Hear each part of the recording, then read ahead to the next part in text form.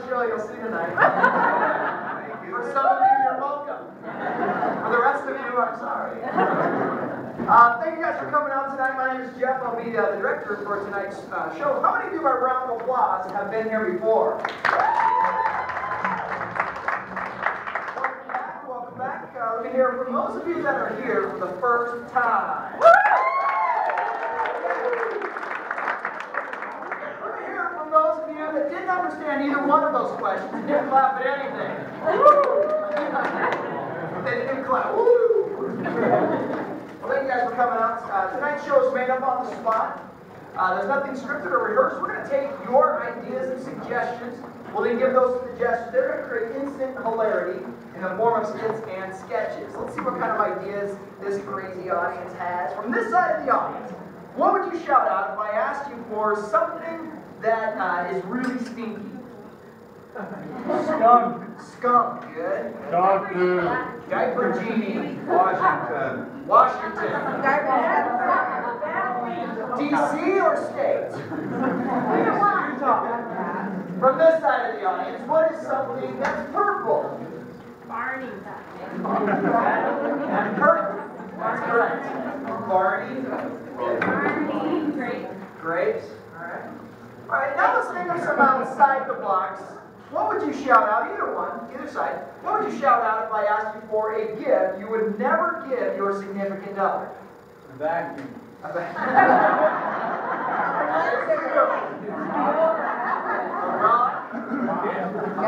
Treadmill. An exercise machine. That's a good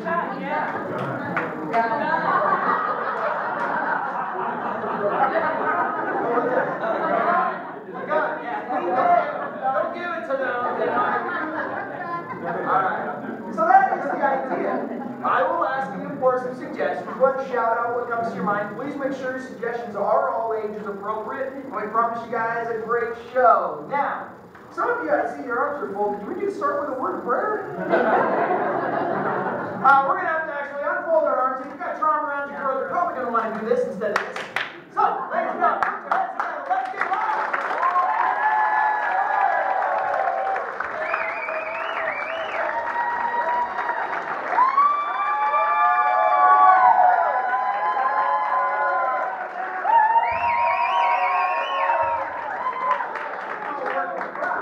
It's called working the crowd. Yeah. See, your favorite's going to be on that side. Not working the crowd was this side.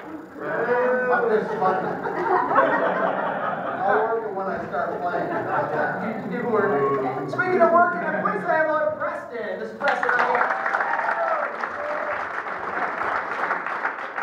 Always working it.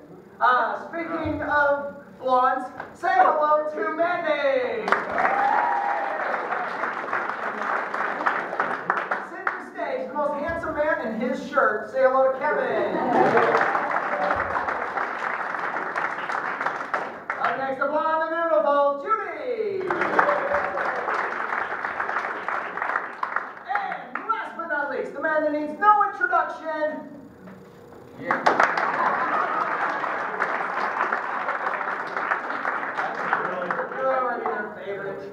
We'll move on to our very first game. Our first suggestion I need from you, from this side of the audience, give me a verb. That's a word that ends in ing. For those of you that were homeschooled. I kid. I love verbs. Singing. From this side of the audience, give me a noun. House. Or what? A singing house. A singing house. House. Let's go with singing houses. Singing houses. Here's how this first game works. It's a warm-up. One of them will begin by stepping forward and singing houses. Whatever that means to them. I don't know. It's improv.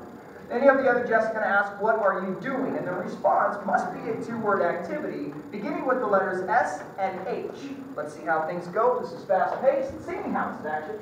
Oh, I am a house. I have a door and 2 windows. Some have chimneys, some have yards. And I'm super cool. Yeah, I am. Really depressing. Andy, what are you doing? Shoving hands.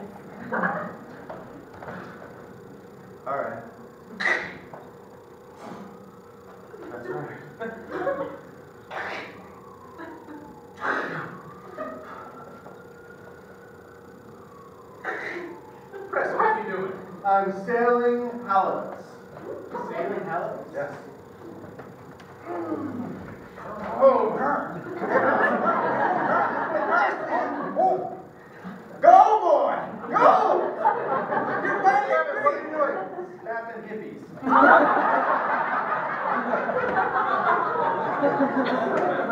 You're not long hair, you must be a hippie.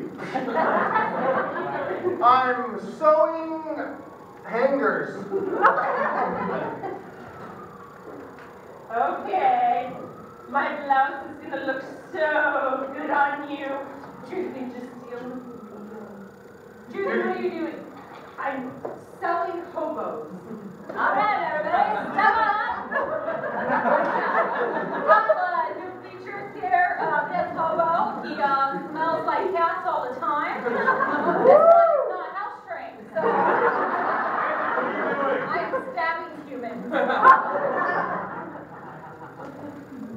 Mere person. Hi. What? Wow! This night works as advertised. Jitsu! Yeah! Chris, what are you doing? Pause. Let's raise the stakes here. I need a 3-letter acronym that does not have an S or an H in it. Yeah. A 3-letter acronym. We'll go with NAS, which has an S in it. Keep it going. ETA. ETA. Let's go with ETA. The new 3-word response begins with the letters E, T, and A. Continue. Wow, I won't have to get my money back on this one. Chris, what are you doing? I am energetically tabulating accounts. Oh, yeah, this is awesome.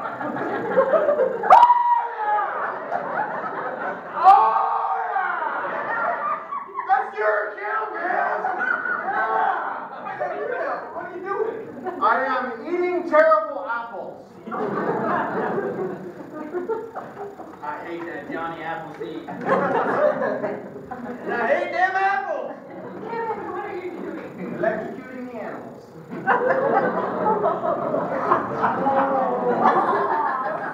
Hey there, animals. Thanks for joining me at my awesome pool party. So glad you don't make it. Yes, cut this toaster! Danny, what are you doing? Enraging tall African.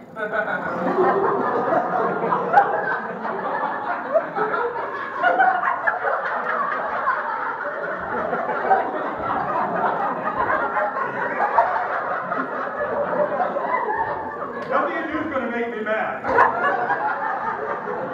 Oh, yeah? Oh! How about that? Yes, how about that, huh? Preston, what are you doing? I am electrifying tiny alligators. Oh, my little precious, my precious. Oh, you fit into the socket. You're so All right, pause. We're going to pause. Let's raise the stakes again. I need a 4-letter word that you can say in public with grandma around and kids. But this also doesn't know E, T, A, S, or H. Or jump. J-U-M-P. I believe that qualifies. Our new 4-word response is J-U-M-P. Continue. Oh, my sweet, and you're so tiny. And now you light up like a ball. Judy, what are you doing? I'm jousting under Mount Parnassus Pass.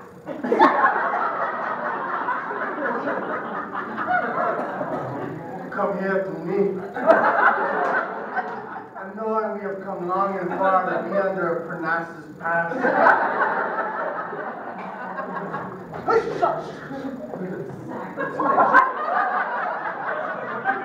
I am juggling under many people. I'm leaving all you for this. Come on. There's only so low I can go. This isn't a limbo. Chris, what are you doing? I am judiciously umpiring many pitches. We need a balance. Throw a strike. Now a ball. Okay. Is this not judicious of me? What are you doing? I'm just unicorns. I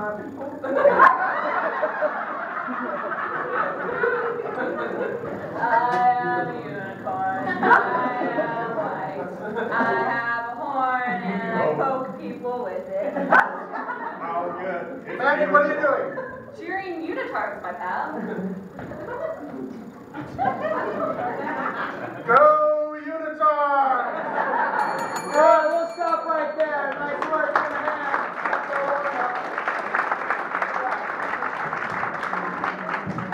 From this side of the audience, I need a letter other than Q, X, or Z. B. What is it? B. B. From this side of the audience, where's a location somewhere around the world ends with the letter B? Baltimore. Baltimore. From this side of the audience, where have you shopped recently? Right. Let's go to a Fry's in Baltimore as our starting suggestion. I'm sure they have fries there. A Fry's in Baltimore, that's Maryland. And this is a game called Show Me That at any time during this scene. If something is said, an idea is presented, or a character I'd like to see explored, I will shout out, "Show me that." We will immediately drop this scene and jump to that scene which I've asked to be seen in action. Mom, you gotta give me the 7 Fortard speakers. They're the only ones that'll fit into my computer. Yeah, honey, we talked about that. There was an agreement, right? You were going to get straight A's, and then I was going to get you whatever the heck noisemaker you wanted next. But if I recall, if I'm thinking about it, when I looked, it was like almost an A, missing one side. Straight up, son. Listen, I'm just not good at PE, Mom. You know that. Show me this kid in PE. All right, class. Gather up here. I'm right here, Coach. All right. Now, it's come to my attention that someone has filed a formal complaint with the principal's office about the methods that I teach with. Something about me being a frustrated Marine drill sergeant. That wasn't me. And I'm only the first person to say that. He is the person who it is. Guilty conscience, kid. Drop it, give me 7,000.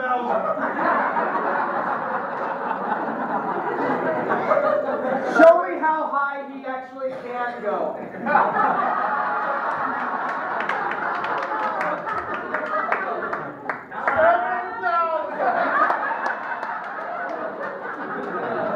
I'm impressed, kid.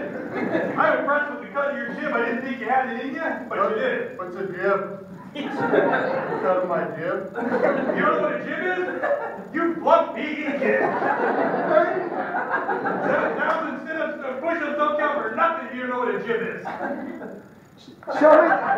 Show me this kid explaining to his mom. So yeah, a jib apparently has something to do with fishing. Well, listen, I'm sorry, but I'm not going to buy you these speakers. You didn't earn them. You know what you did earn? You earned yourself a McDonald's ice cream cone, son. I'm proud of you. All right, I want you to know that no matter how big a failure you are, no matter how long you live in my basement, no matter how many Hot Pockets you eat in one day, you're still my son, and you deserve a treat for that. Show me this kid years from now in therapy.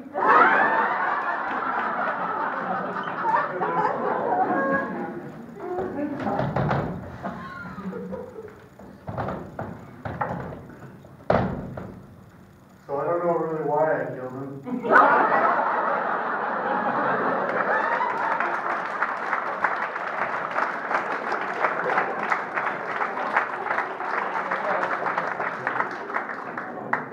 We blame our mothers. And our PE coaches. Let's get the cast on stage. Let's get our cast on stage. All right, let's see. Let's send, Kevin, go away. While Kevin is outside, we're going to send him outside to our soundproof parking lot. For what game? So he can't hear. Hitchhiker. While he is outside, we're going to assign these 4 different characters. He's going to have to guess who they are. Starting with Judy. Give me a made-up superhero name. Marilyn Monroe. Marilyn Monroe.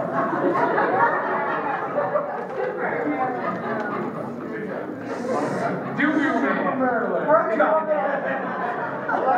Good job, Dad. Let's go with Super Marilyn Monroe. We're gonna honor that. Good job, Dad. Let's see, for Mandy, let's get crazy. Give me something that's cold. Iceberg. Let's go with an iceberg. You are an iceberg. Chris is some sort of an idea or concept. Surprise. Light bulb. Let's go with the surprise light bulb. I don't even know what that is, but you are a surprise light bulb.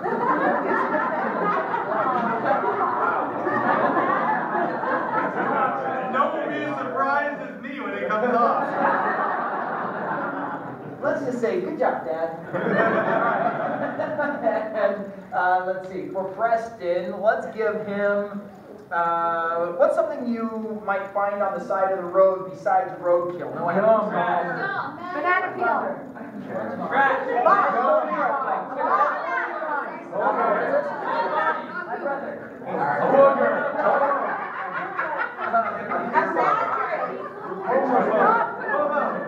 Let's go with you are a mattress.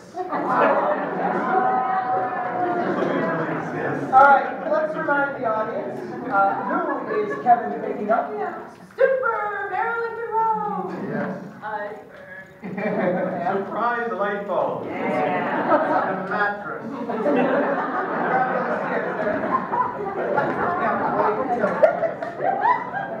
Here's how this game works. In just a moment, we will invite Kevin in. He will drive along, pick our hitchhikers up one at a time, and they will give him clues. If he makes a guess and he's kind of close, let's let him know that he's on the right track with a light plot. Let's practice that. It's very light. What that says to him is that guess is close. You're warm. If he gets it right, you got to let him know he got it right by getting loud. Let's practice that. Get loud.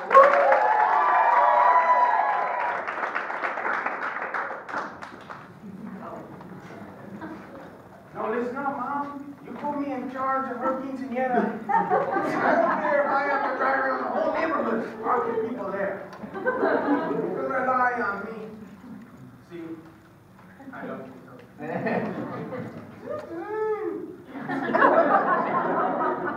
Orale. Okay, hopefully not too many weirdos out tonight. Oh, I was wrong. Can you give the lady a lift? See?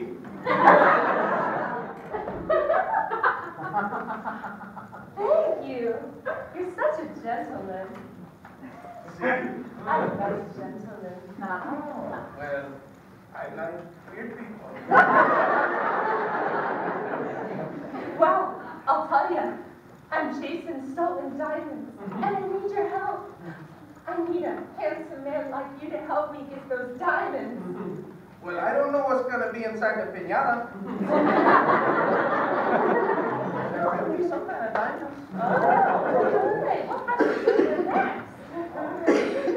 So you just like rob somebody? Oh, no, I'm the hero.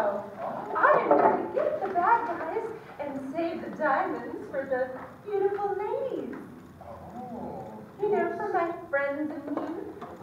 Oh, because you're one of those powder puff girls. Well, I should use a powder puff a lot in a pretty metal case, but I don't know what you're talking about. Because you are She-Ra.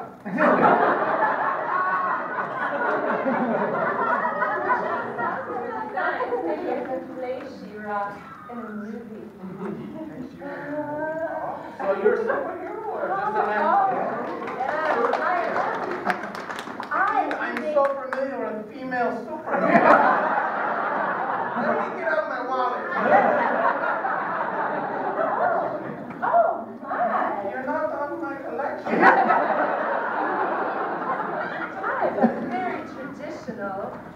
I can make 10 movies in 1 month. I am that good. Because you're super Betty Crocker.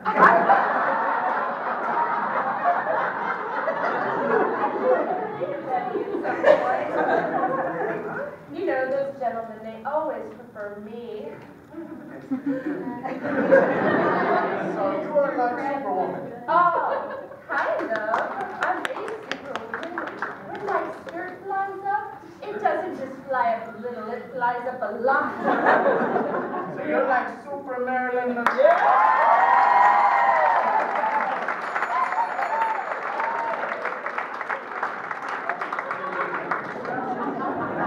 I had no idea she was a superhero. Good job, Dad.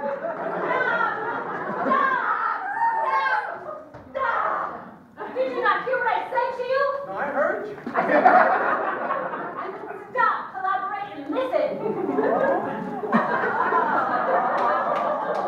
Let me change CDs real quick. You got some vanilla on you? Just a little bit. That's right. You know what? You just ruined your car. Look at that.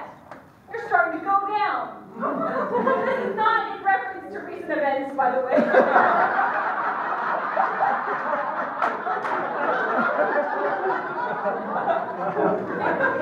You're not vanilla ice. I am the last part of that. I am. That's right. Oh, look, my favorite shake place. Let's go get a malt together, eh? Huh? Do you whistle for me? Did you get that reference? Maybe we get ourselves a concrete, a split. You threw an A in there. You sure you're not Canadian, Mason? So you want me to take you to the ice cream?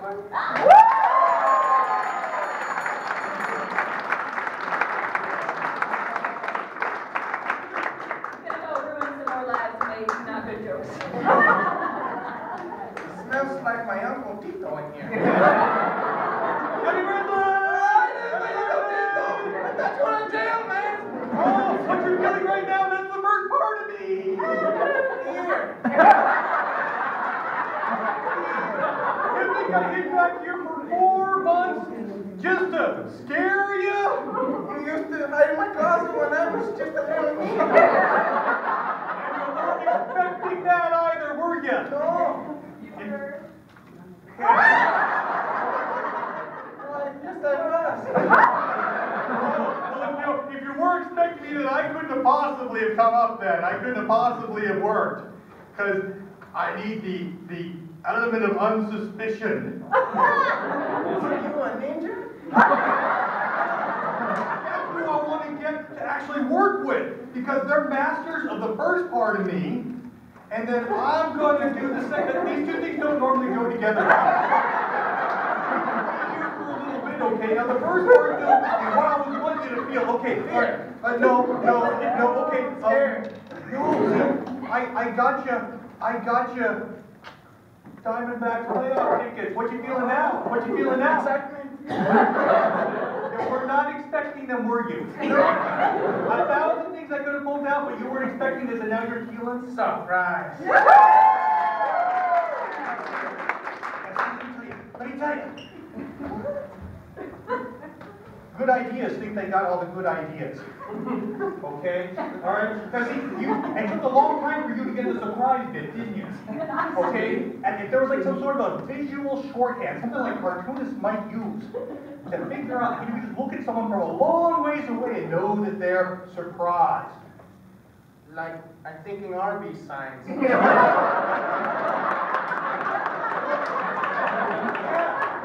Those flash too. Yes. Those flash because they're made up of some of these. Roast beef. Fine, we're past food. Stop thinking food. Okay. Now look, see, if you had a really good idea, you're sitting here and you thought of like. Michael! It makes no sense to me either. Right, sure, I like both.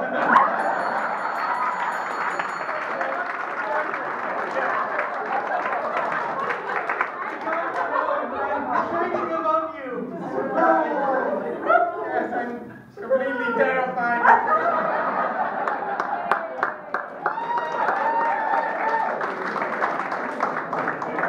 Gotta make sure this thing's loaded. Ay, mi madre! You are huge! Built for a king over here. You should get in my car then.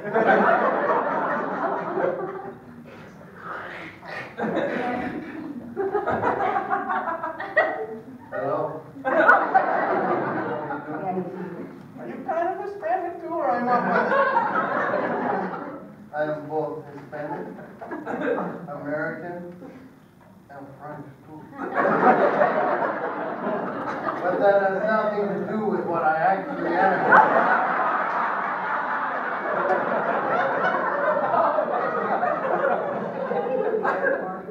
Okay. You look really tired right now. Are you tired? See? Just come over here.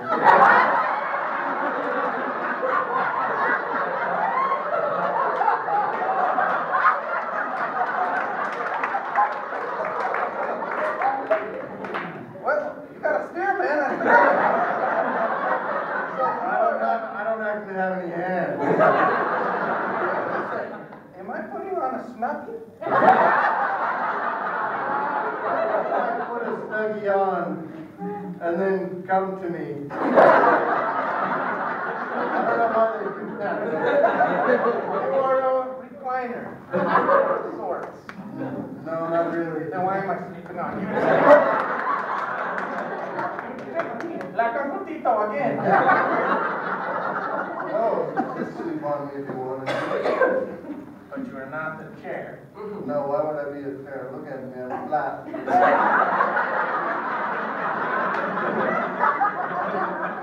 I'm built for a king, and sometimes a queen. More like a double person.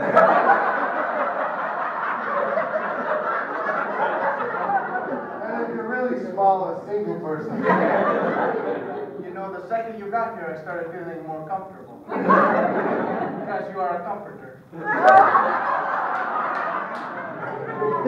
Well, then, usually a comforter goes over me. You are a mattress. All right, nice work.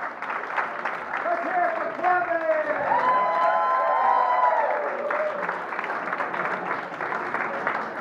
President and grab some stools, please. Yeah. These two are the hosts of a call-in radio program. They have all kinds of topics usually that, nowadays they're all over politics, the economy, things like that. There'll be something that they never talk about with those talk radio shows. Penguins. Penguins. Let's go with penguins. They don't talk about penguins. That'll be fine. These two are the hosts of the call-in radio program. Today's topic is penguins. The others are the call-in listeners calling in with concerns. Let's see how things go on today's program. Action.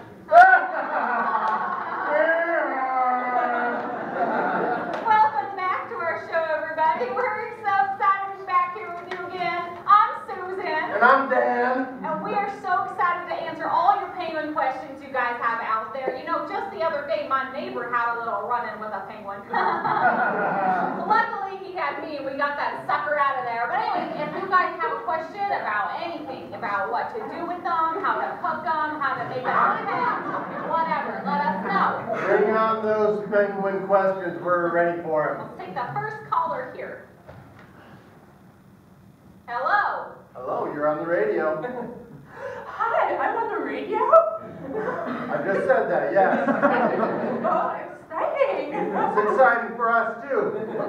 I am so excited to talk to you guys about penguins because my penguin, he's only 3, and I'm afraid he has some, learning disabilities socially, and I was just wondering if you could recommend a nice penguin counselor, or maybe you could help me out with his problem.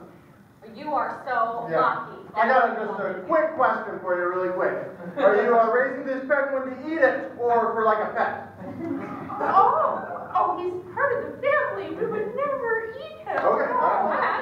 Oh, just because he's a bad dancer. Well, you are so lucky that you called in here because my friend next to me, he is the #1 penguin counselor in Gilbert. Yeah, and he's got some amazing tips on how to help those penguins when maybe they're not keeping up with the percentile you wish they were in. Yeah, you know, he's taking dance lessons, and he's just all thumbs or all feet or left feet. It would usually be toes, all toes. Oh, I understand that your penguin is probably going through a lot of difficulty. And there's one thing for you to remember. Okay. One penguin is not like other penguins. All penguins are different. And inside each penguin is a little penguin heart. And that little penguin heart beats unlike any other little penguin heart. I've got embroidered on a cushion on my couch. I love that. You need to let the little penguin heart within your penguin get out and be itself. Okay, that sounds great. That's right. We'll send you a bill. Oh, thank you so much. You know, speaking of which, listeners, penguin heart actually goes really well with grape juice. Just put that out there. All right, let's take our second caller. You're on the air. Oh, hello. Yeah, time is of the essence. Time is of the essence. I'm working at the zoo, and this is going to sound crazy, but the penguins have formed a gang and have taken hostages. That can happen. Yeah. Back in 1984, I was involved in a hostile takeover by a bunch of penguins in which I was the hostage negotiator. Wow, this is an answer to my prayers. They already killed half the staff. Let me tell you, prayers have little to do with this. You are in trouble. I was the only survivor of this particular negotiation situation in which I actually had to put on a penguin suit and pretend to be a penguin, and I led an uprising against the penguin leader at the time in order for me to get out. So my question to you is, do you have a penguin suit available? I'm wearing one. I was the high school mascot, so I should just go out there and kind of waddle over and kind of come on to the leader and Yes. slit his throat. Well, yes. I mean, to put it blatantly, that would be the best thing for you to do. I'm on it. Tell my wife I love her. Let me bring some of that penguin meat over here. Yeah. I shouldn't do the show when I'm hungry. Yeah, you could not do the I'm show. working out kind of weird. We have time for one last One last caller. caller. Hello, Reginald. This is a voice from your past. How did you know my middle name? My first name is Dan, but my middle name is Reginald. How did you know that? All those hostage negotiations, all that time you spent in the penguin suit, Oh, no. time to come back. I recognize his voice. Oh no. You thought I was dead. You thought that the zookeepers tranquilized me and killed me and ate my meat. But you're That's what I wrong. was told. You were lied to, Reginald. And now it's time for you to fulfill your purpose. For you see, when I took you hostage all those years ago, I planted a post-hypnotic suggestion in your brain. That's right, you are the Antarctic candidate. And you will come alive and kill your co-host. And help assert penguin rule throughout the world. This is intense. Okay. Are there any words you have to speak to make me come this candidate thing? It's a movie reference. I didn't think you humans were clever enough to get. Oh, no, I get it. All I have to say the word is herring. Herring. Now, go and kill all the other humans for me. Go. And bring me a can of sardines and open it. I don't have fingers to do it myself. Okay, whatever you say, penguin leader.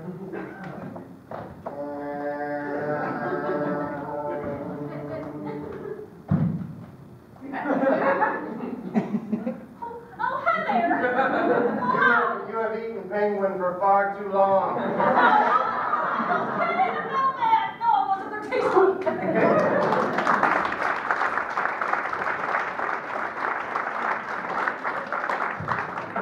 Let's get the cast on stage for a story.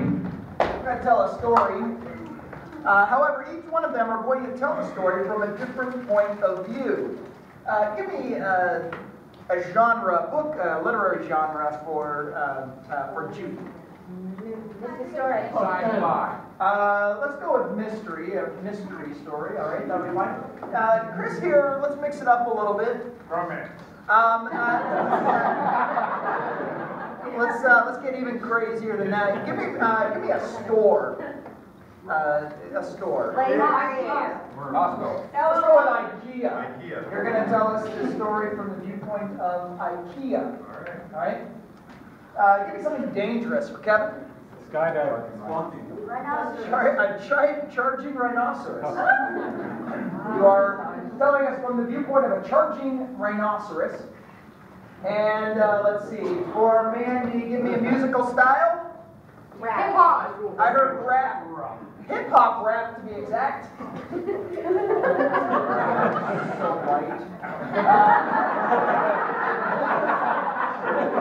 Let's go with hip-hop or rap, whichever you know what that is. And for Preston, give me something that wraps it all up. Something that kind of the Shakespearean tale. a duck. Let's go with Shakespeare. Let's give a Shakespearean tale, wrap it all up with Shakespeare. I need, before we remind you who or what perspective they are giving it to us from, I need from you a nursery rhyme or fairy tale. Humpty Dumpty. I heard Little Bo Peep. We all know she lost her sheep and didn't know where to find them, right? That is a mystery. Yes, right off the bat. Little Bo Peep lost her sheep and didn't know where to find them. What's the second part?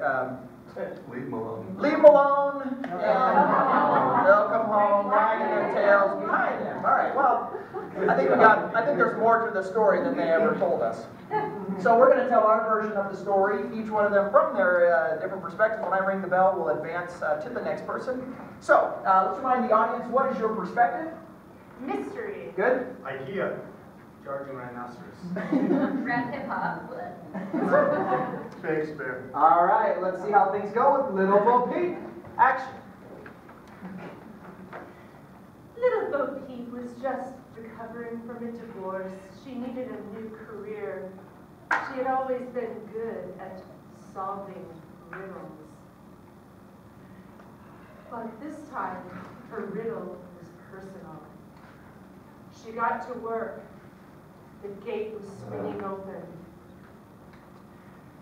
She couldn't find the sheep. She called for John. She called for Lily. And she called for Amy. There's no answer. Oh yeah, and so she walked. And she walked, and she walked, and she walked. Miles upon miles of just black and it's so nice. And she walked past things, she's calling for her sheep, or Johan, or Ingrid, or Isnau. She even constructed a Skrugerveg out of 16 parts of the hexagonal road. Sheep, where are you? Sheep, where are you? Finally, out of pure frustration, she yelled out, "Who's in charge here?" That's when Little John said, "I'm in charge." And the other one said, "Charge!" And then charged. Little Bo Peep, yo, she lost her sheep, yo. Where's she gonna go to get them back, yo? She goes to find all the little sheep and a growing hair like an afro beep. And that's the sheep, so she's gonna walk through all the streets, cause Little Bo Peep, she ain't so mean. In fact, she pretty cool, but she kinda cheats whack.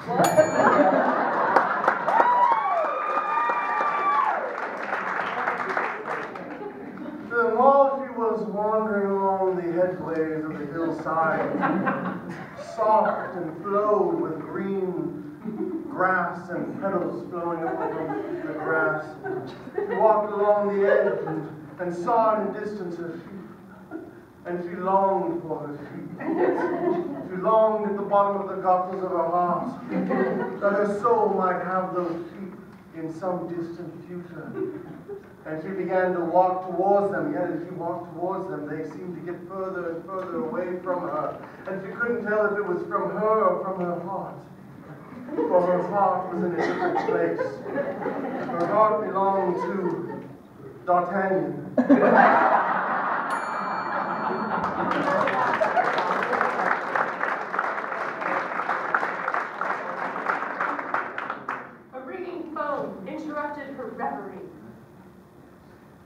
sure whether she should answer it. She was expecting no calls that night. She answered. It was a voice she didn't recognize that said simply, "Be under the apple tree at sunset." And then, Oh, yeah. Well, so then she brought the apple basket that she constructed herself and said, only take 20 minutes to construct from cards, but it took her an hour and a half and built it because there was part missing of it. And only one apple tree was open, so she stood in line for a very, very long time. She realized, man, I'm hot. I gotta cool myself off. I'm gonna jump down in the dirt and roll around.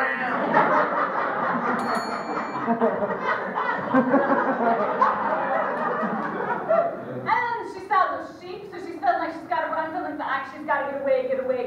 But you know that she won't ever stop because you know she got to win every day. See, what can you do to stop me? Nobody will let her flat me. Flag me, little cocky. Ooh, you ain't never gonna pop me. Every time I run like she runs up the back, she tries to find me. She can't get me, so she runs back, she can't get me. She gets to the top and really let you taste it, and let her grab it, and you get through all this traffic just to find the little sheep, because you know she's got to have it. Look at sheep now, boy. Look at sheep now. She's getting sheep back. Look at sheep now, boy.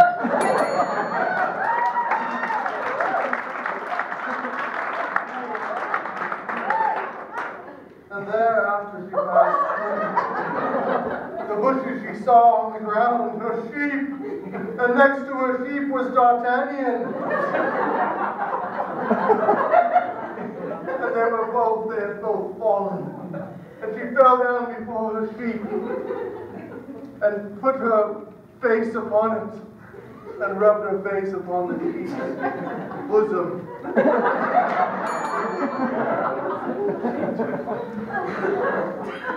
it was almost surreal having her sheep back.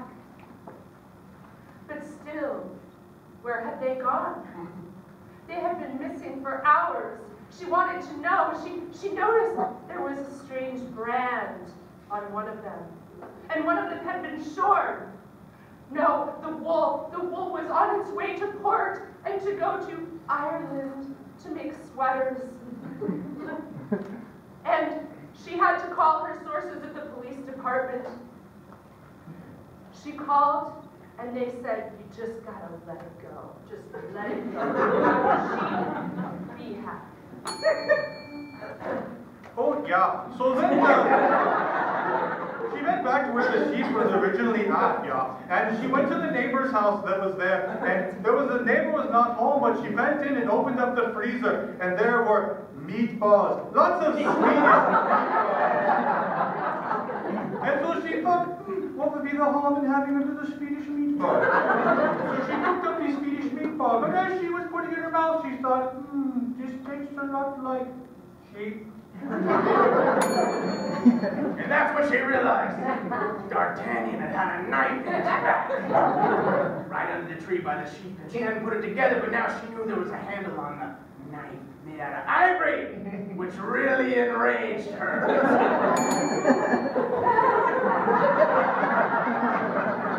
Well, you know, little peep, she don't care nothing about a hater, got money on her head, just like a skater got in the house, picked up an elevator, took the key, goes, go tell there. The sheep say, I went to and said, okay, you're on that book up and like, oh, they don't care what you say, so don't even speak. Your sheep like crazy legs or tail leg. That's word about like, and that's like, rather, man in my head, you're a man in my mouth, and bottom my time, you how to mind, no, down in my town, not no trap with pop and slime, nothing, man. If your chicken forget them dropping, so then say some more references about sheep with them, sweet leg.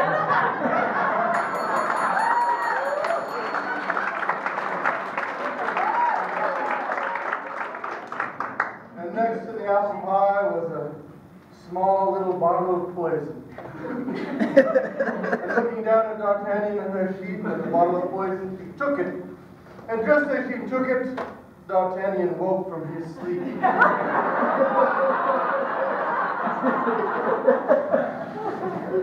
And little Bo Peep died that day.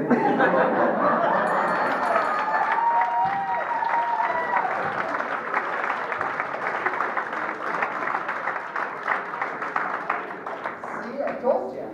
That's the part of the story they don't tell you in elementary school, huh? They don't say she dies. She dies. All right. By the way, let's give it up for our white girl, Mandy.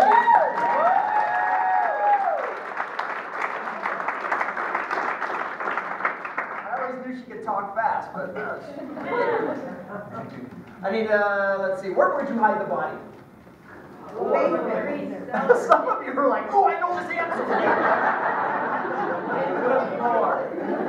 I heard a freezer and I heard a basement. We're going to go to a freezer and a basement, and this is for a game that we call Choose Your Own Adventure. As the scene progresses, I'm going to stop the scene. I'm going to ask any of the jesters who are off stage what they think should happen next, and you will vote which of the choices those on stage have to go through. Action. I'm really sorry I got us into this mess. I just wanted to impress you to take your daughter to work today. I didn't feel like I'm a failure, Dad. There, sweetheart. I've known that you're a failure for a long time. What? That's why I love you. What that means you never thought I was going to succeed? No, never. I knew that you were going to fail at this like you failed at every other thing you've ever done. I've not failed at every other thing I've done in my life. What about the goldfish, Mr. Snuffles? He's still alive. I think. Now, sweetheart, you know how Mother gets when you deny reality like this. You guys crazy. Look, what we need to do is we need to figure out a way that you can be happy with yourself despite your flaws. Okay, is that what everybody on the planet is doing? Yes. All right, pause. Let's find out what should happen next in this scene. Preston, what do you think should happen? Dad reveals a secret about his daughter that he has never told her. A secret about the daughter. Or Judy? Given her observation that that's what everyone else on the planet is doing, he realizes how wise she really is and confesses something about his marriage that he wants her help with. Ooh, a confession about marriage or a secret. A round of applause. How many think he should divulge a secret?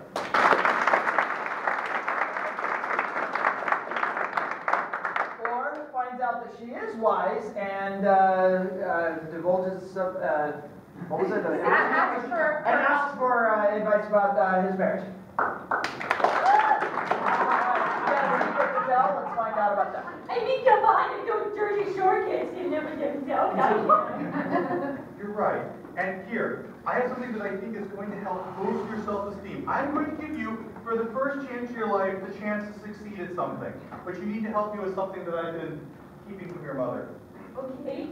All right, okay, look. All right, you see the freezer here? Yes. It's empty right now. There's nothing in it. It's been empty for a long time, ever since I bought it. Yeah, okay, I need your help refill it because your mother's getting really daffy.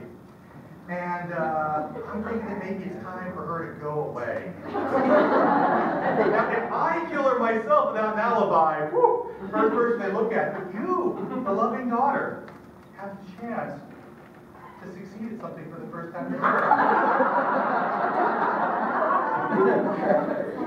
your life. So you want me to murder the mom, so that you don't have to go to prison.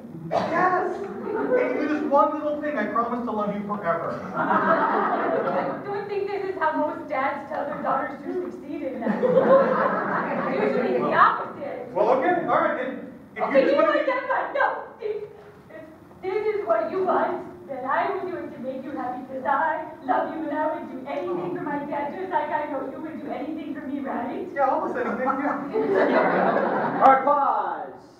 Kevin, what should happen next?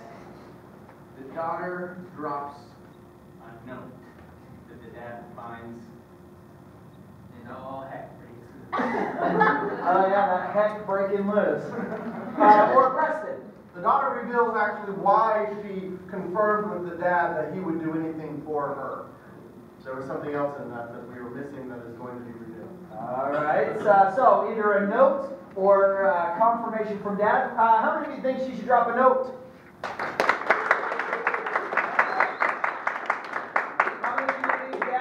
confirmation.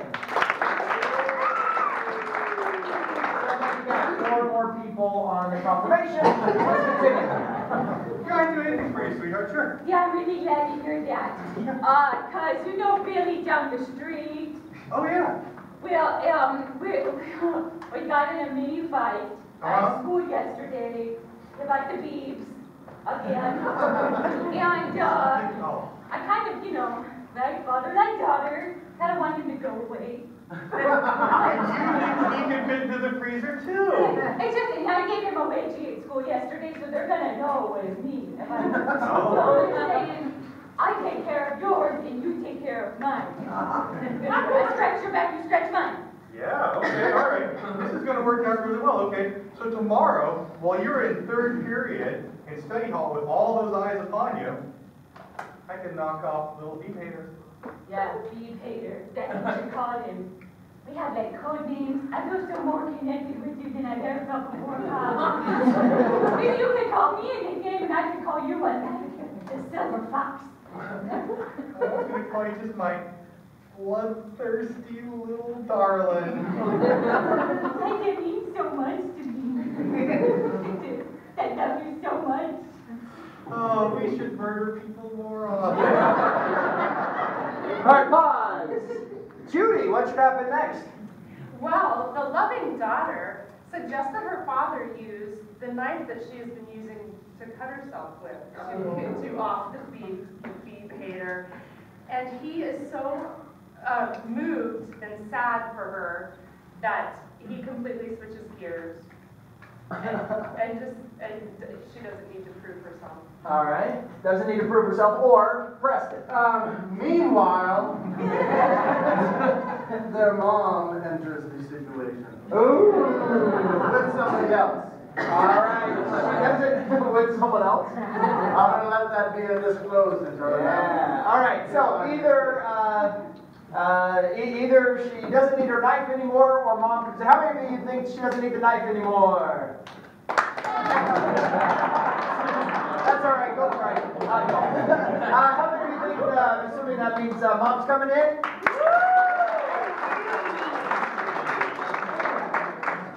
Continue. Sweetheart, this is a moment of perfect domestic bliss. I can't imagine anything possibly ruining this moment for the two of us. It's the best! I know. Oh. Act normal. What? Hey, sweetheart, darling. Yeah, darling, you're down here with the freezer. Yeah, the completely, totally innocent empty freezer. We're cleaning it. Yes.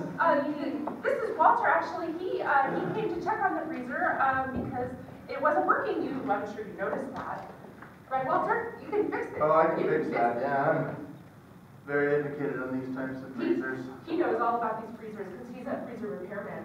Right. I have one of these in my own basement. This is big. This is nice. Yeah, a couple people size.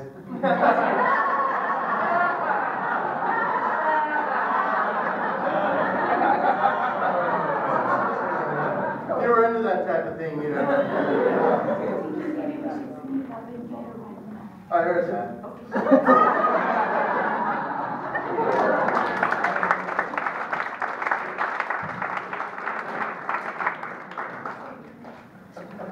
All right, let's see, Kevin and Preston. Let's have you two on stage. And this gentleman right here, what do you do for work? He's a baker. She says as she giggles. All right, we'll take Baker. Baker is the suggestion for a game that we call New Choice. At any time during this scene, if I feel that a line of dialogue could be changed to something new or different, I will shout out New Choice. At which point, whoever said the last line of dialogue will then have to come up with a brand new line of dialogue. Baker, action. Hey Larry, we gotta do something to get the business going. I know what you're saying, brother. I know, my family is destitute, and here we are trying to make a pizza here. And it's just not coming across very well. I have something I have to tell you, brother. Tell me, Larry. I said, I mortgaged my house for this. I'm about to lose it. And we're gonna have to move in with you. That stinks. Because I don't really like your wife.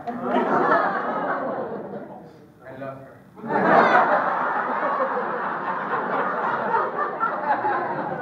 I heard what you said. You tried to say it under your breath, but I heard that you said that you will love her. Larry, that's the whole reason I started this stupid restaurant. To get you close so you would lose your house and I could procure for me the wife I should have had. Good choice. Larry, that is the reason I am an entrepreneur. Because I knew my entrepreneurism would spread to you and you would not do so well and I will procure your wife. Well, I can now see that I should have seen this coming from 10 years ago. When we were in high school together. New choice. When we were in dance class together. New choice. When we were on the streets as homeless kids. Together. We were good. We were good homeless people. And that's how I knew I would make a good pizza pie. Because I could take whatever I want out of the trash. Imagine. Well, you, Larry, you gave up on your dreams. I know.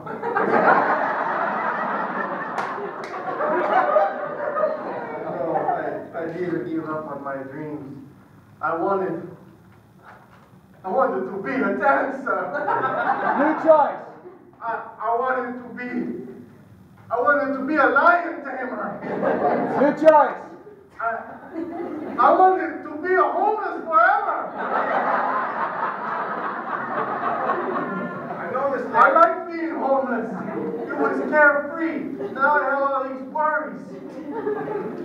That's why Mama always said, Larry, he's probably going to end up dead. New choice.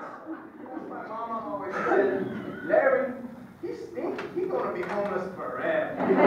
New choice. That's why Mama always said, I don't like Larry.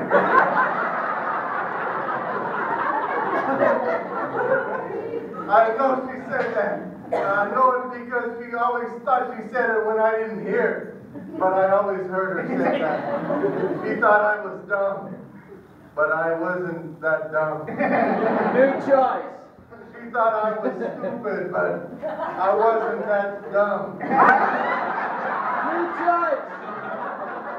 She thought I was deaf, but in fact I could hear out of one ear.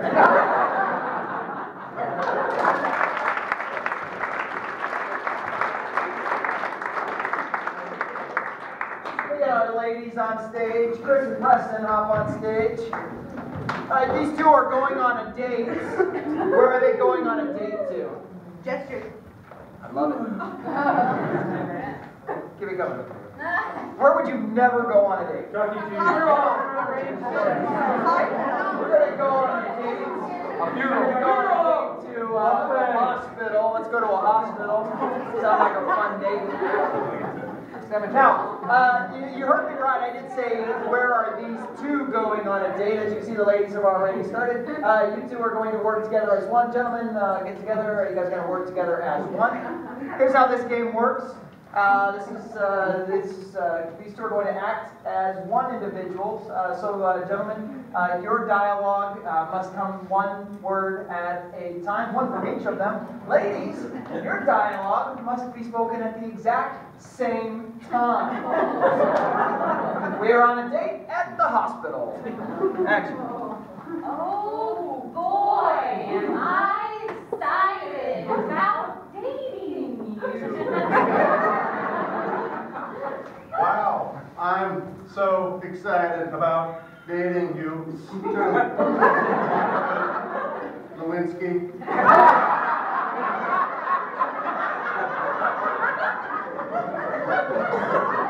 I'm so impressed by all the IV drips. This little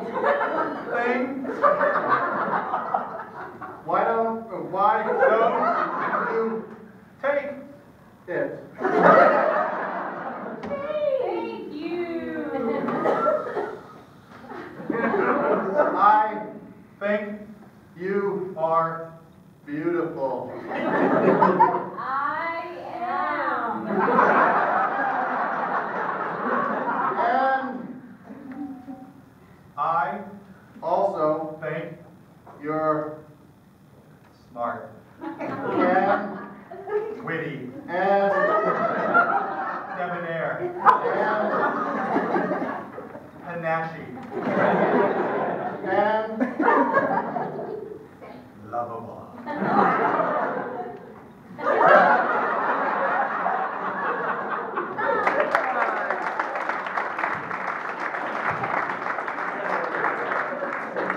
Bringing the house lights up because I want to recognize birthdays. If it's your birthday, stand up. I want to recognize, stand up, birthday in the house. Happy birthday. Happy birthday.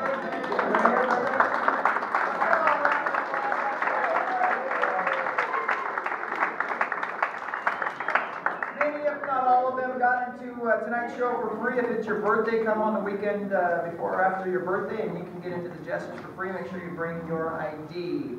Two of you, we made fun of him earlier, so you guys are safe. You look like you're comfortable. We're not going to make fun of you.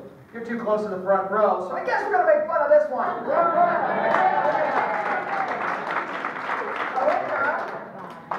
Happy birthday. Thank you. So, tell me about your dad. Is this your dad? That is my dad. Oh, let's make fun of him, but that'd be a great birthday present. Good job, Dad. What's your name, sir? Ken. Ken?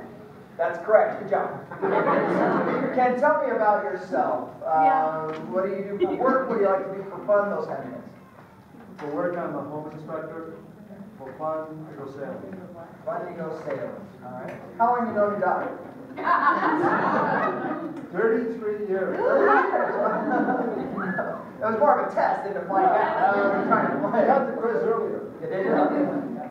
Let's see. Who's this lovely lady next to you? My wife? How long? First of all, how did you guys meet? Happy friends. A couple friends set you up. Very good. Do you remember where you went on your first date? We went to a restaurant with Elena. Is that why she's giggling? She sat between us. Wait, you sat between them on their date? Oh, Bert. You want to finish the story? It's not much of a story. We just had this little putt-putt truck, like a little truck. And so there was just a bench. And I didn't think she'd want to be in the middle, so I sat in the middle. But I ended up she wanted to sit by me. How long have you two been married? 18 years. 18 years. Very good. Let's see. What is your name? Jane. Jane. All right. What did you do today, sir? We partied all day long, but we actually started with the 5K in Tempe.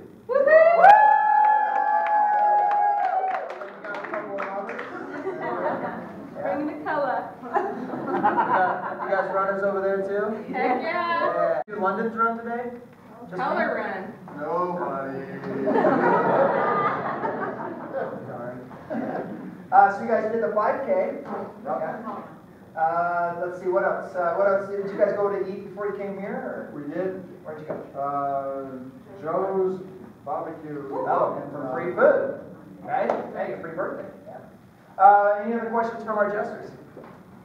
What's your biggest fear so we can exploit it? Do you have a big fear? Yeah. Are you afraid of anything? No, I don't have any fear. No fear. No fear. Alright, it was Ken, right? Yes. Alright, ladies and gentlemen, let's give Ken a hand.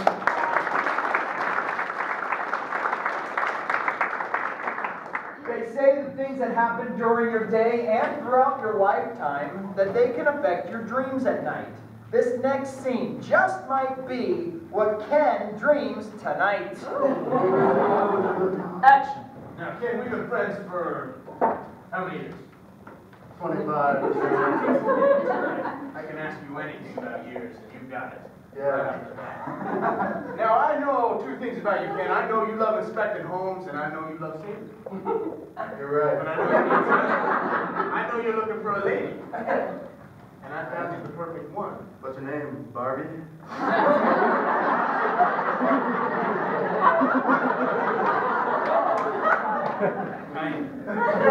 She lives on a sailboat.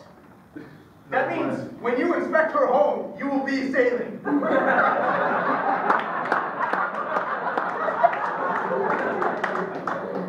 that sounds like the perfect thing for me. Lead me to her, I'm not afraid of anything.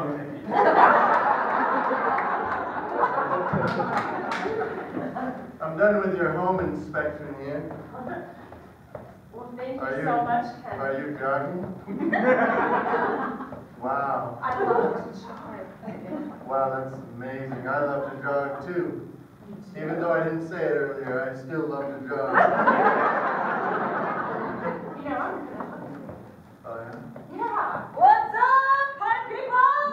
Did I do something about food? I'm feeling hungry. What's going on? This is my daughter.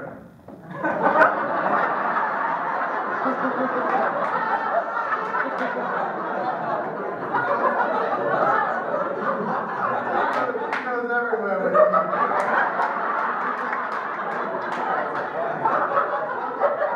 We're gonna get out food on a run. What? Yeah? Yeah, we are. I like you. I like you. Shut up. I like you. You. Okay. Barbecue. Barbecue. How come nobody's talking about me? I'm the Ken over here. How many Kens you guys know that are as attractive as me?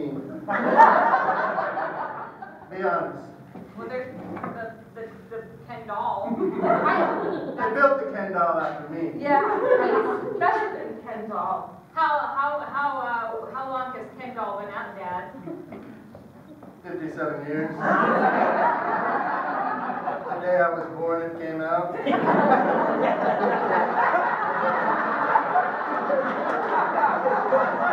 Let's move on and wrap this up.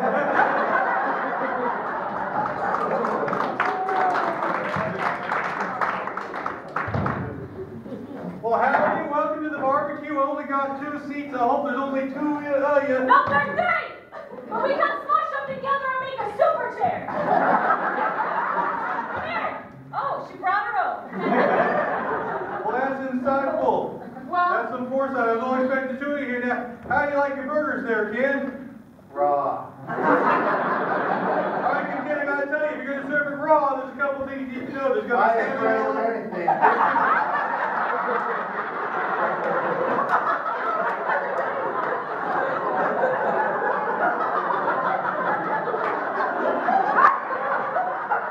I gotta warn you, Ken, that site sits directly beneath a giant nest full of nothing but tarantulas and cobras that drop down occasionally on whoever's sitting right there.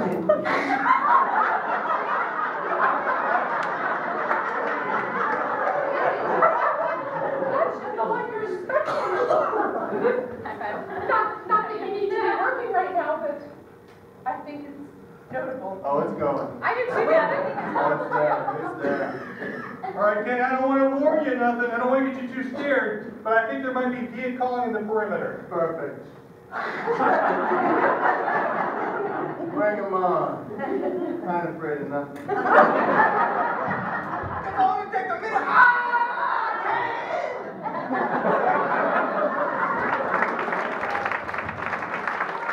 All right, let's give it up for Ken.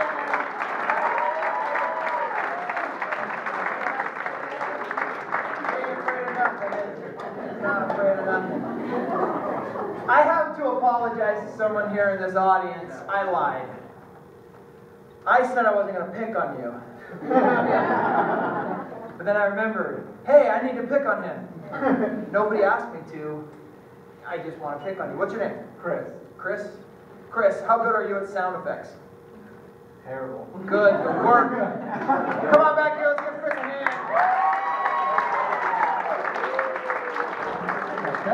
All right, check. All right, Chris. Go ahead and hold that there. That's we're going to give Chris a microphone. You're welcome to sit down on the stool there for our next game. So, Chris, you're going to provide all of the sound effects. Get Kevin on stage, ready to go. You're going to provide all the sound effects for everything that Kevin does. You good? All right. All right, Chris. Let's do a little practice round. What would it sound like if Kevin were to open a creaky door?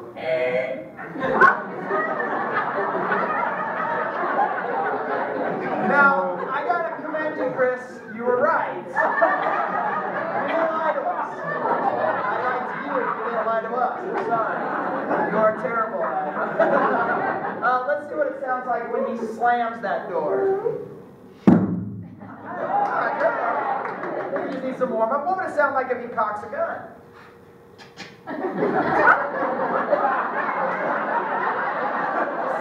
It's a small gun.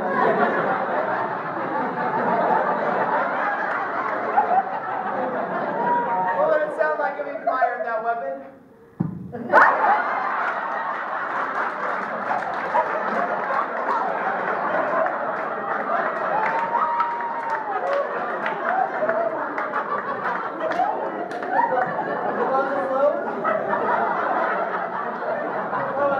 Gunpowder.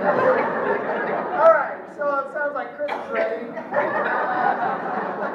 don't know how we're going to get through this next one. Maybe something for Kevin to do, working around the garage, doing surgery, something. What is he doing? Fixing a car. Fixing a car. That'll be fine. We're going to fix a car. And Chris is going to provide all of the sound effects. Let's give him a hand. Here we go.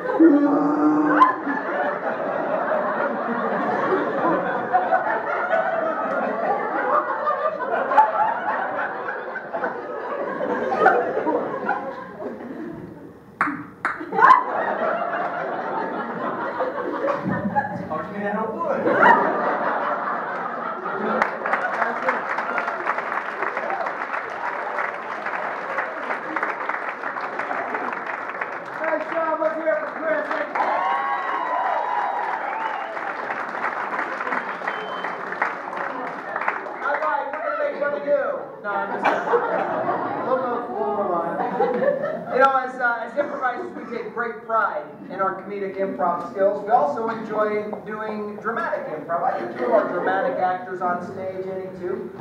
These two are going to do a very serious scene. Give me something that's serious, like a death or breakup. War. War, very serious. Debates. They're debating. One's a Republican, one's a Democrat. Too much comedy. Too much of a laugh. War surgery. What is it? War surgery. War surgery.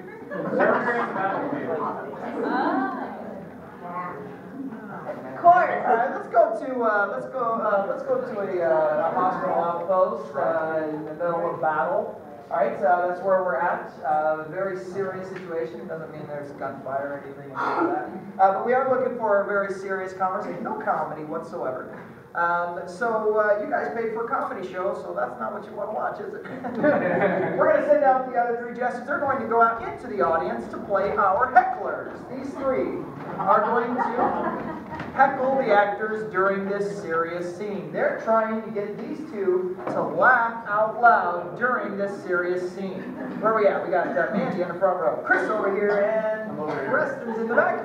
Let's see how things go. Hospital battlefield. Action. Doctor, here's the sterile kit that you wanted. They sent us one kit? How are we going to save lives? We're low on all supplies. Penicillin, we have a couple of kits now. Okay. All supplies, penicillin. That's it.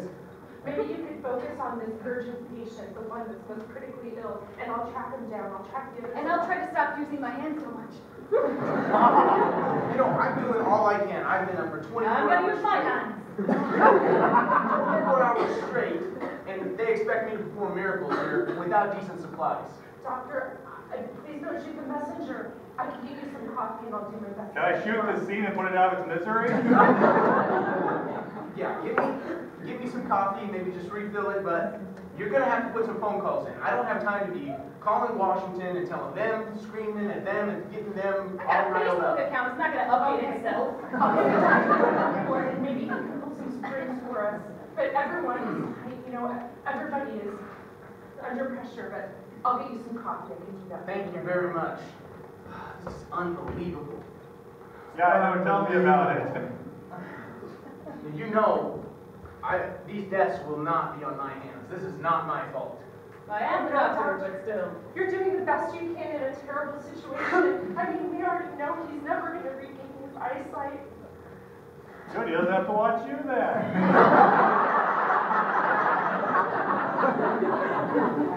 You're right. I can't save his eyesight, but if I can keep him alive, he can still have a decent quality of life. Right, But right. he can sit on the corner and sell pencils from a tin cup. Let me look one more time and that. Oh, look, that's rude, right in front of him? We're so busy, but I gotta drink my coffee first. Oh, there's some saline solution and some sterile IV flushes. All in my hands. They're gigantic.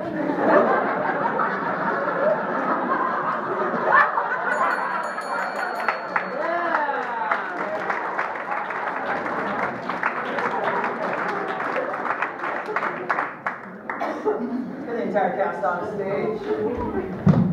And let's see here. Preston, you stay. Everyone else leave. While Preston is inside, those four, we're going to get 3 items. Preston will give clues to them. They are going to be returning some items to a return desk at a store. So, however, because there are 4 of them, 2 of them will have to team up. We'll get 3 items. What is something that you've purchased for around the house? Toilet brush. A plunger. What was this one? Toilet brush. Toilet brush, a plunger, a toilet brush. Let's go with a toilet brush. That'll be fine. The first person is going to be returning a toilet brush. The second person, let's give them something that has no value. A pool noodle. A doll. A pool noodle. Let's go with a pool noodle. A pool noodle. And the third item, what's something money can't buy, like love or respect? Air. Confidence. Let's go with confidence. The third person is returning their confidence.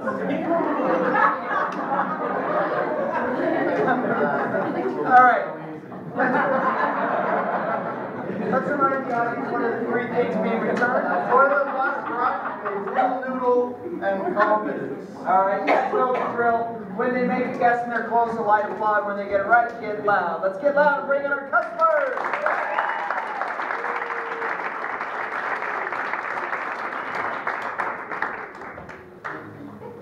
We have 3 items for the 4 of you.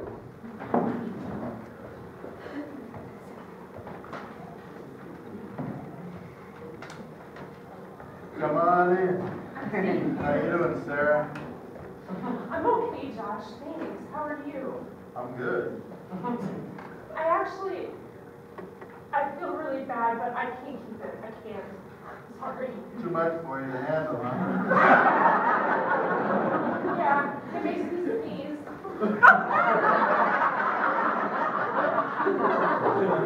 Well, how are you using it that made you say that?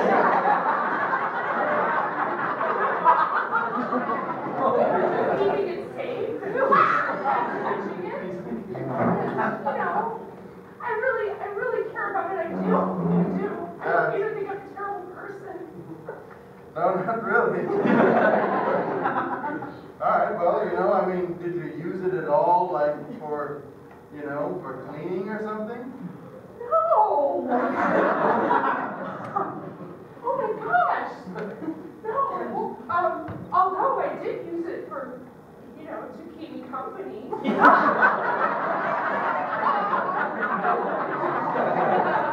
Like cuddled up next to it, you know? Wasn't it a little bristly? It's actually softer than it looks.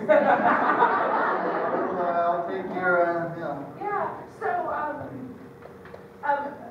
are they supposed to feel bristly? Yeah, oh yeah.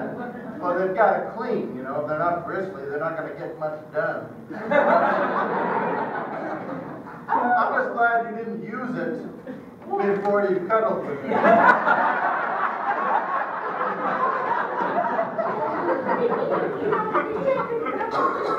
It'll help me clean. Oh yeah. Yeah, does it require solution, like cleaning solution? Usually there's already some type of solution.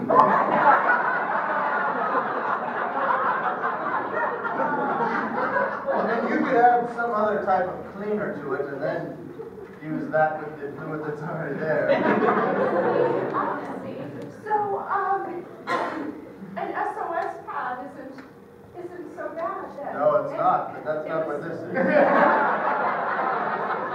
Very close though, if you use that in the same type of situation. Kind of. Maybe I shouldn't be so quick to abandon my toilet brush.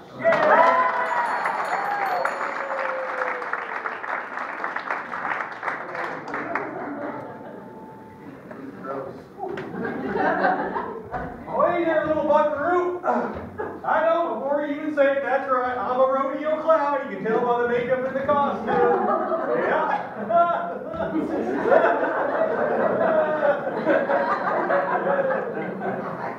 This actually makes sense. Sure, little buckaroo, now I don't want to be the kind of guy who complains, but I'm afraid I tried jumping in it while the bull was a rampaging and it just didn't hold up. You know, I got bounced around to and fro, knocked him out, and It didn't hold you up, huh? No, it didn't do nothing like that. Then you sank right there. Sure. I don't normally think in nautical terms in the rodeo, but just buckaroo. If you had this, you should have thought in nautical terms. Oh, well, I was just, you know, aiming for a laugh from the crowd. Just jump on into this and woo! Yeah. All right. Was this rodeo near any like swimming areas? Oh, sure. It's in a multi-recreational kind of place. All sorts of fun stuff go on there. Yeah. Are they water buffalo that you're rodeoing for? Oh, sure. There's all sorts of birds that we ride, that we rope, that we wrestle down. You don't smile on do you, buckaroo? Did you use this thing for that? Well, you know, I was just going to be kind of a distraction, you know. I'm over here while the rodeo riders get out. And That's why you've got the bright green one. I see. oh, yeah, because, you know, if red makes the bull mad, green chills him out. Yeah. All right. Well, did you hit it? You know, hit the bull with it? I just antagonize it. Now, you don't go around hitting bulls with bull noodles.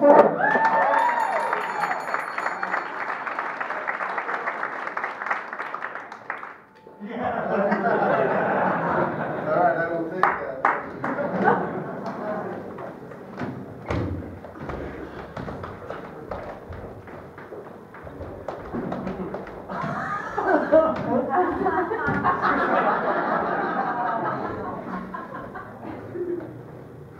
And our kids swallowed some of it too. Normally that would be a good thing.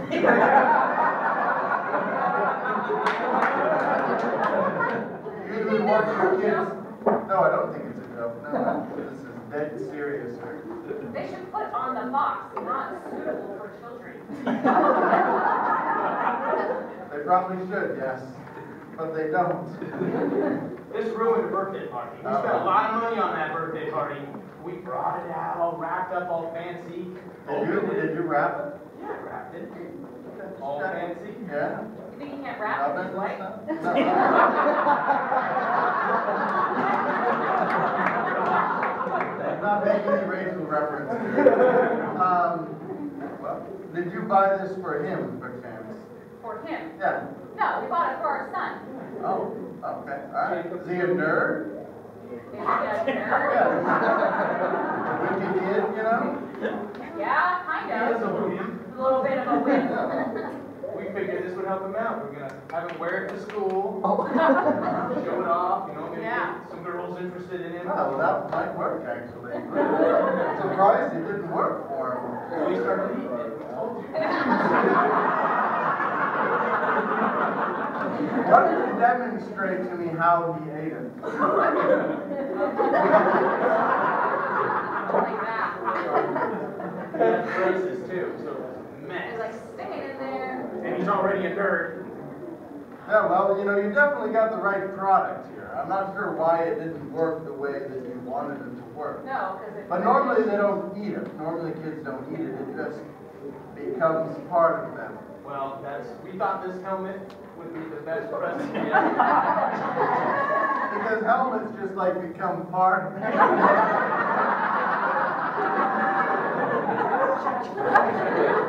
We want to buy our son some confidence for sure.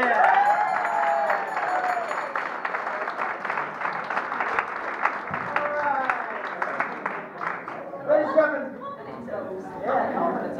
Well, we're at the end of the show. Did you guys have a good time tonight? We are here every Friday and Saturday nights at 7 and 9 p.m. Check out our website, jestersimprov.com. Also take your programs home with you. If you got one, if you need one, grab one on your way out. Let's see. We're available for hire, and if you're interested in learning how to do this, we offer classes. Thank you so much. You guys were a really, really great audience. First of all, give yourselves a round of applause for all the wonderful